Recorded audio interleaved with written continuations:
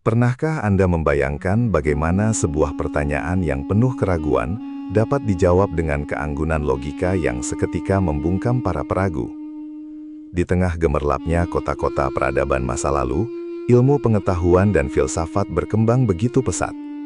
Hal ini memicu banyak pemikir untuk mempertanyakan ajaran-ajaran spiritual yang sudah ada sejak lama. Salah satu topik yang sering menjadi perdebatan hangat di kalangan cendekiawan adalah aturan kebersihan spiritual atau toharoh. Banyak kaum rasionalis merasa skeptis dan menganggap aturan tertentu terlalu berlebihan atau tidak masuk akal di mata logika manusia biasa.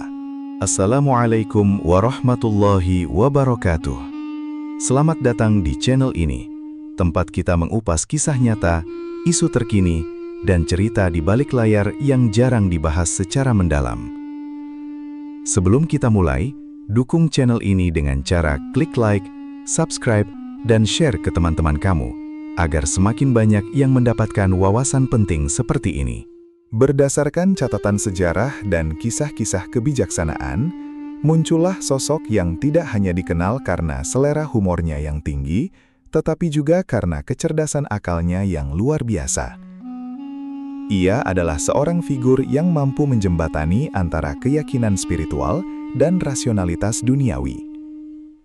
Ketika para cendekiawan mulai mempertanyakan esensi dari hukum-hukum agama, ia tidak menjawabnya dengan kemarahan atau dogma yang kaku.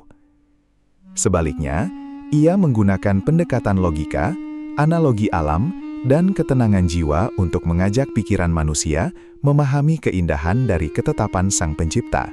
Salah satu ajaran yang sering memicu tanda tanya besar di kalangan masyarakat pada waktu itu adalah mengenai status najis dari air liur anjing.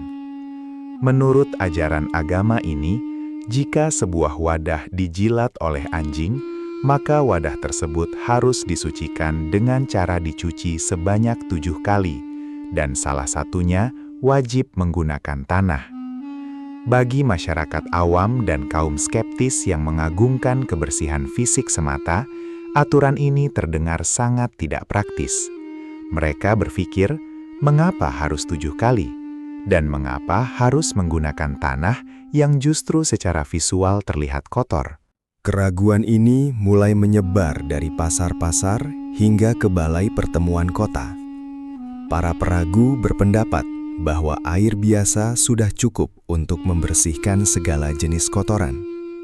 Mereka menganggap bahwa menambahkan tanah justru akan membuat benda yang dicuci menjadi lebih kotor dan keruh.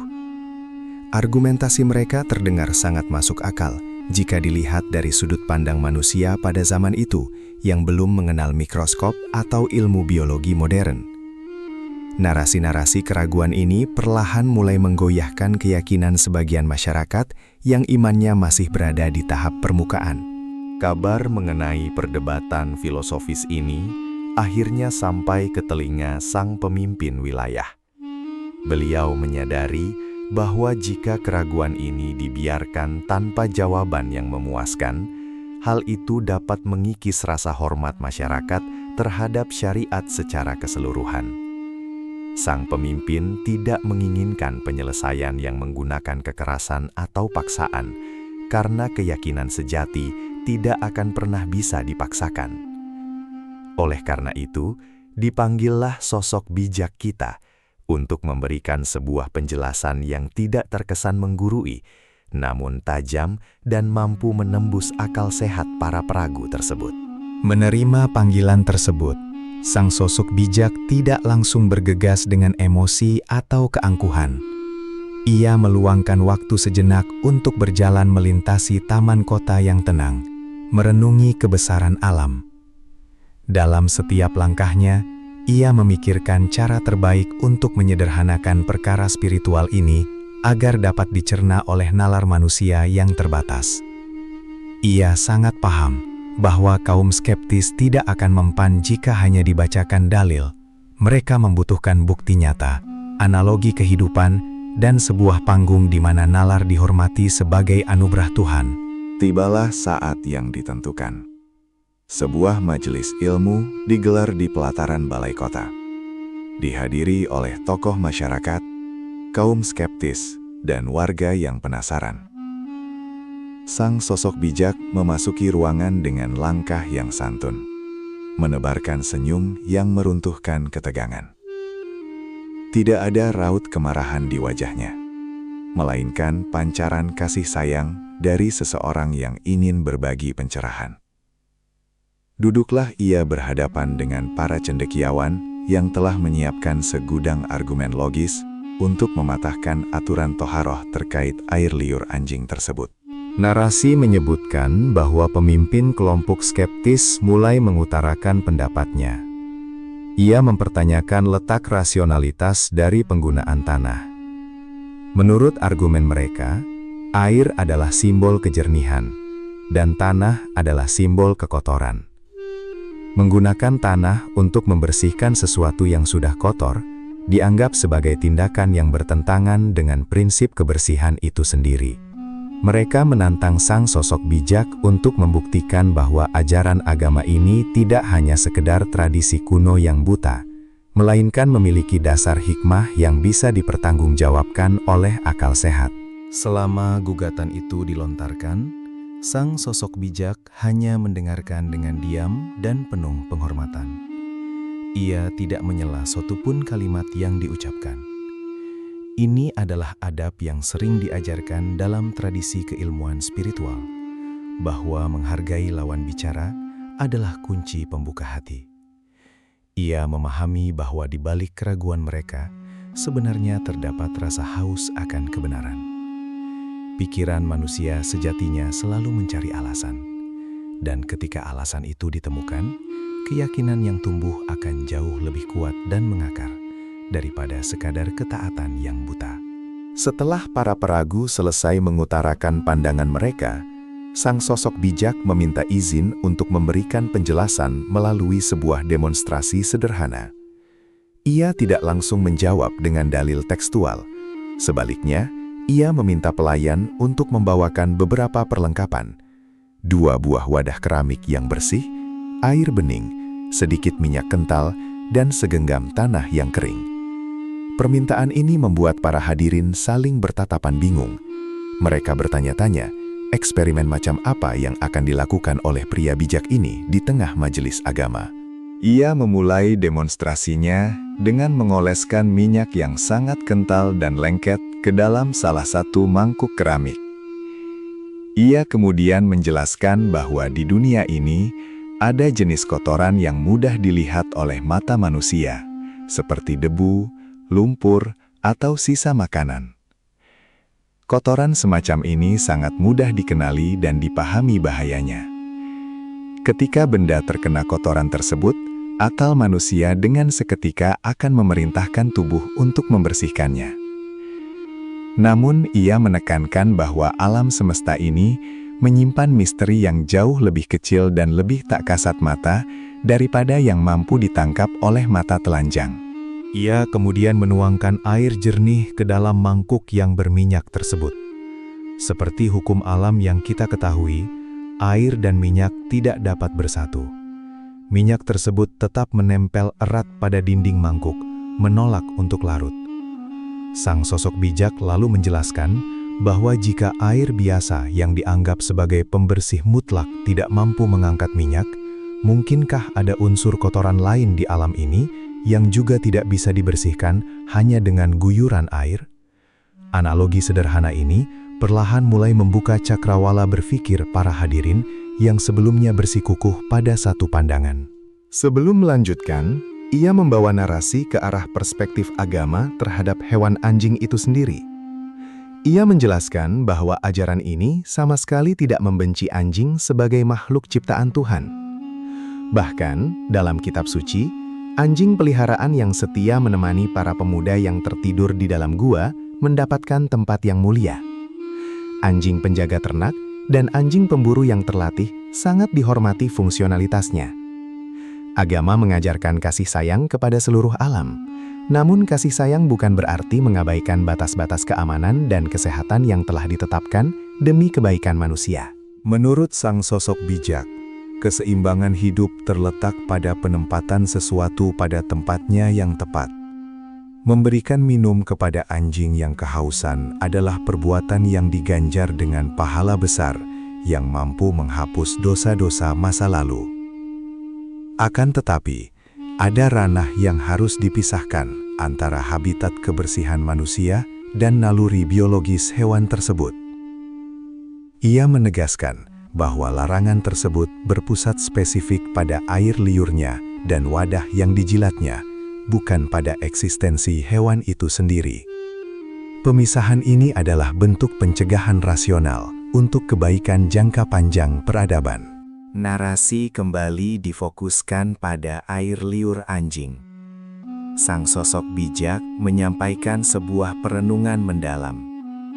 Ia menyatakan bahwa anjing memiliki kebiasaan menjulurkan lidahnya dan menjilat berbagai hal di alam bebas, termasuk benda-benda yang membusuk atau bangkai. Secara logika, aktivitas ini pasti memindahkan unsur-unsur tak kasat mata dari alam liar ke dalam mulutnya. Meskipun saat ini, wadah yang dijilatnya mungkin tampak bersih dan bening, tanpa noda lumpur sedikit pun, bukan berarti wadah tersebut aman dan bebas dari bahaya yang mengancam raga manusia. Ia mengajak para cendekiawan untuk menyadari betapa terbatasnya organ penglihatan manusia. Sama seperti mata tidak bisa menembus gelapnya malam tanpa bantuan cahaya, mata juga tidak mampu melihat organisme berbahaya pembawa penyakit yang sangat kecil ukurannya. Sang Pencipta yang Maha Mengetahui telah menetapkan aturan syariat kebersihan bukan sekadar sebagai ritual tanpa makna, melainkan sebagai perisai penjaga kesehatan umat manusia jauh sebelum peradaban manusia mampu menciptakan alat untuk melihat organisme-organisme kecil tersebut. Untuk membuktikan hal ini, ia meminta salah satu peragu untuk maju dan mencuci mangkuk berminyak tadi hanya dengan menggunakan air, bahkan hingga 7 kali basuhan. Seperti yang bisa ditebak, berulang kali air diguyurkan, lapisan licin dari minyak tersebut tetap saja menempel. Sang pria bijak kemudian menjelaskan, jika air liur anjing mengandung lendir perekat yang mengikat organisme buruk, maka air biasa, seberapa banyak pun volume yang digunakan, tidak akan pernah cukup untuk mengangkat cengkeraman bahaya tak kasat mata tersebut dari permukaan mangkuk. Lalu muncullah pertanyaan lanjutan dari para peragu. Mengapa syariat mengharuskan proses pembasuhan hingga 7 kali? Sang sosok bijak dengan tenang menerangkan bahwa proses pengulangan adalah sebuah metode untuk memastikan kebersihan yang paripurna. Menggosok dan membilas berkali-kali berfungsi melemahkan ikatan kotoran pada permukaan benda secara perlahan. Angka 7 dalam banyak tradisi spiritual melambangkan kesempurnaan proses. Ini bukan sekedar mitos, melainkan pedoman kedisiplinan yang mendidik manusia agar tidak meremehkan aspek higienitas demi menjaga keselamatan nyawa. Kini tiba pada puncak rasa penasaran majelis, misteri penggunaan tanah. Diangkatnya segenggam tanah kering dan bersih ke hadapan para hadirin. Ia menceritakan bagaimana manusia tercipta dari elemen bumi, dan bumi pula yang menjadi penyaring alami terbesar di dunia. Air kotor yang meresap ke dalam bumi akan disaring melalui lapisan-lapisan tanah hingga muncul kembali sebagai mata air pegunungan yang sangat jernih. Tanah memiliki sifat menyerap racun, mengikat kuman, dan menggosok secara mikroskopis tanpa merusak benda itu sendiri. Di depan mata mereka semua, ia menaburkan sedikit tanah ke dalam mangkuk berminyak tadi, menggosoknya perlahan secara merata, kemudian menyiramnya dengan air. Keajaiban fisika sederhana terjadi seketika. Partikel tanah mengikat molekul minyak kental tersebut dengan kuat. Ketika diguyur air, tanah beserta seluruh minyak yang diikatnya luruh seketika, meninggalkan permukaan mangkuk keramik tersebut kesat, bersih, dan berderit saat disentuh jari. Tidak ada sisa kelicinan sedikit pun. Sebuah demonstrasi praktis yang seketika menghancurkan tembok keraguan. Ia membabarkan rahasianya dengan bahasa yang elegan. Tanah mengandung elemen kimiawi alami yang bertindak sebagai pembersih paling ampuh yang disediakan alam. Sifat abrasif mikroskopis dari debu tanah mampu menghancurkan dinding pertahanan kotoran tak kasat mata yang ada pada air liur anjing, sesuatu yang tidak bisa dilakukan oleh sabun pada masa itu sekalipun.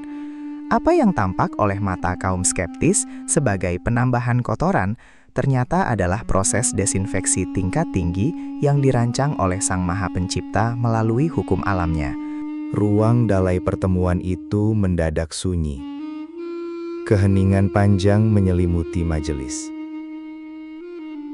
Argumen-argumen rasional kaum skeptis yang sebelumnya dianggap paling sempurna dan tak terbantahkan, seketika runtuh oleh sebuah pembuktian empiris yang sangat sederhana, namun syarat makna. Pemimpin peragu itu menundukkan kepalanya, menyadari kesombongan intelektualnya. Mereka akhirnya memahami bahwa ketika akal manusia tidak mampu merasionalkan sebuah aturan ilahi, itu bukanlah pertanda bahwa aturannya yang salah, melainkan akal manusialah yang belum mencapai tingkat ilmu untuk memahaminya. Narasi ini membawa kita pada kesimpulan filosofis yang amat berharga. Ketetapan syariat diturunkan berabad-abad sebelum ilmu biologi, mikrobiologi, atau kedokteran modern lahir. Pada masa itu, belum ada yang memahami eksistensi bakteri, virus, atau patogen mematikan seperti rabies maupun parasit hidatidosa yang secara alamiah banyak terkandung dalam air liur binatang tertentu. Syariat kebersihan bertindak sebagai pelindung mutlak. Aturan untuk mencuci 7 kali dan menggunakan tanah adalah resep pencegahan medis paling maju yang disampaikan dalam bahasa ketaatan beragama.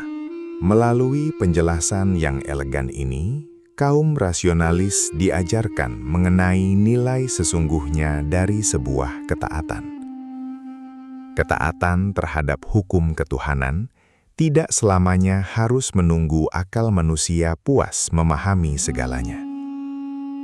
Ada sebuah ikatan kepercayaan dasar bahwa setiap perintah yang diturunkan, betapapun terkesan tidak masuk akal pada pandangan pertama, pasti mengandung kebaikan dan menolak bahaya dari kehidupan umat manusia. Proses ketaatan ini melatih jiwa untuk bersikap rendah hati dan tidak bersikap seolah-olah memiliki pengetahuan tak terbatas tentang semesta. Narasi menggambarkan momen perubahan hati yang mengharukan. Sang tokoh peragu kini berbalik menjadi pengagum. Ia mengakui bahwa pendekatan logika sang bijak jauh lebih luhur dari perdebatan kata-kata. Ia belajar bahwa ilmu pengetahuan dan agama bukanlah dua kutub yang saling berlawanan dan bermusuhan. Sebaliknya, pengetahuan sains sejati akan selalu berakhir pada pembuktian kebenaran wahyu ilahi. Perdebatan hari itu tidak menghasilkan kebencian, melainkan melahirkan sebuah kesadaran kolektif yang mempererat persatuan masyarakat dalam ikatan rasionalitas dan iman. Meskipun berhasil memenangkan argumen dan membalikan pandangan halayak ramai, sang sosok bijak tidak sedikit pun menunjukkan sikap jumawa atau menyombongkan diri. Ia tidak meminta pujian atau sorak-sorai. Setelah menunaikan tugasnya membawa pencerahan, ia segera memohon undur diri, mengingatkan hadirin bahwa kebijaksanaan sejati semata-mata hanyalah titipan dari Yang Maha Mengetahui. Sikap kerendahan hatinya inilah yang membuat petuah-petuahnya selalu meresap ke dasar jiwa siapapun yang mendengarnya, menembus kerasnya ego manusia. Meskipun berhasil memenangkan argumen dan membalikan pandangan halayak ramai, sang sosok bijak tidak sedikit pun menunjukkan sikap jumawa atau menyombongkan diri. Ia tidak meminta pujian atau sorak-sorai. Setelah menunaikan tugasnya membawa pencerahan, ia segera memohon undur diri, mengingatkan hadirin bahwa kebijaksanaan sejati semata-mata hanyalah titipan dari Yang Maha Mengetahui. Sikap kerendahan hatinya inilah yang membuat petuah-petuahnya selalu meresap ke dasar jiwa siapapun yang mendengarnya, menembus kerasnya ego manusia. Peristiwa ini memperkuat esensi dasar bahwa toharoh atau kebersihan paripurna bukanlah sekadar aturan mencuci debu dari pakaian. Ini adalah falsafah yang menegaskan bahwa kebersihan fisik adalah pintu gerbang menuju kebersihan jiwa. Keyakinan agama menyatakan bahwa kebersihan adalah separuh dari keimanan. Raga yang suci dari segala macam najis dan kotoran tak kasat mata akan membentuk wadah batin yang tenang, yang siap untuk berkomunikasi secara intim dengan Sang Pencipta dalam setiap ibadah yang dijalankan. Bagi kita yang hidup di era kemajuan sains modern ini, kisah ini menjadi sebuah refleksi yang sangat berharga. Ribuan tahun yang lalu, sebuah metode sterilisasi telah diajarkan kepada peradaban manusia melalui lisan pembawa pesan Tuhan dibungkus dalam ketaatan spiritual. Kini, sains modern telah meneliti air liur berbagai spesies dan membuktikan keberadaan patogen yang sulit mati hanya dengan air biasa, membenarkan sepenuhnya instruksi dari tradisi kuno tersebut. Sejarah membuktikan keajaiban ajaran yang mendahului waktu. Kisah tentang kecerdikan sang pria bijak dalam menghadapi keraguan tentang najisnya air liur anjing mengajarkan kita untuk tidak terburu-buru menghakimi ketetapan Tuhan. Jika kita bersabar dan mau menggunakan anugerah akal dengan pikiran yang jernih, kita akan senantiasa menemukan bahwa harmoni antara ilmu pengetahuan dan keyakinan spiritual adalah dua sisi dari koin kebenaran yang sama. Jangan biarkan keraguan memadamkan cahaya batin, namun jadikanlah keraguan sebagai jembatan untuk menggali kebijaksanaan yang lebih dalam. Pada akhirnya, akal manusia adalah kendaraan yang mengantarkan kita menuju dermaga keyakinan. Namun, ketaatanlah yang akan membawa kita mengarungi lautan spiritual menuju ketenangan sejati. Semoga refleksi akan kebijaksanaan masa lalu ini senantiasa menyegarkan pandangan kita, menguatkan keyakinan di tengah keraguan, dan membawa kedamaian baik dalam raga maupun jiwa. Terima kasih telah menyusuri perjalanan hikmah ini. Sampai jumpa dalam kisah-kisah kebijaksanaan selanjutnya yang tak lekang oleh waktu dan zaman. Terima kasih sudah menonton sampai akhir. Semoga video ini membuka wawasan dan memberikan perspektif baru untuk kita semua. Wassalamualaikum warahmatullahi wabarakatuh. Sampai jumpa di video berikutnya.